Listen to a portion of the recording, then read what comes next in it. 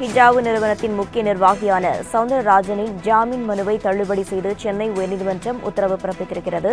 இதுகுறித்த முழு விவரங்களை செய்தியாளர் கிருஷ்ணா வழங்க கேட்கலாம். வணக்கம் கிருஷ்ணா, இந்த வழக்கின் விவரங்கள் என்ன?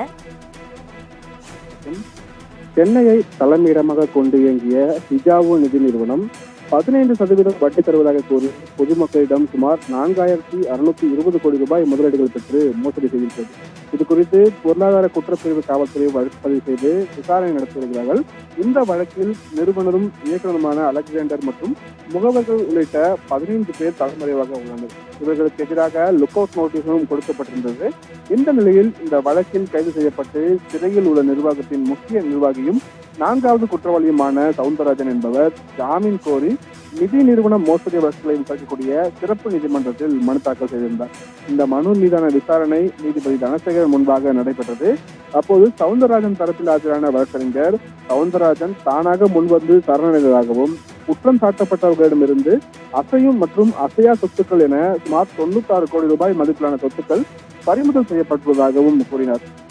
புகாரை நிரூபிக்கும் வகையில் காவல்துறையின் விசாரணையில் எந்த முன்னேற்றமும் ஏற்படவில்லை என்றும் மனுதாரரின் வயதை கருத்தில் கொண்டு ஜாமீன் வழங்க வேண்டும் எனவும் வாதிடப்பட்டது.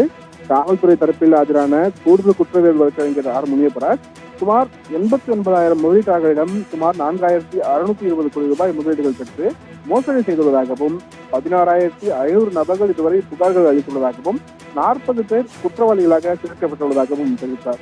மனுதாரருக்கு ஜாமீன் வழங்கினால் வெளிநாடு தப்பிச் செல்லவும் சாட்சிகள் மற்றும் ஆவணங்களை கலைக்க வாய்ப்புள்ளதாகவும் மேலும் மீட்க வேண்டிய தொகை அதிகம் எனவே ஜாமீன் வழங்கக்கூடாது என்றும் அவர் தரப்பில் வாதங்கள் வைக்கப்பட்டது.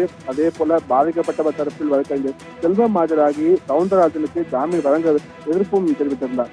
இதையடுத்து சவுந்தரராஜனின் ஜாமீன் மனுவை தள்ளுபடி செய்து நீதிபதி உத்தரவிட்டிருக்கிறார். இந்த வழக்கில் குற்றம் சாட்டப்பட்டுள்ள முக்கிய நபர்கள் இன்னும் தலைமறைவாக உள்ள நிலையில் சவுந்தரராஜனுக்கு ஜாமீன் வழங்க முடியாது எனவும் தனது உத்தரவில் நீதிபதி குறிப்பிட்டிருக்கிறார். ரவீனா,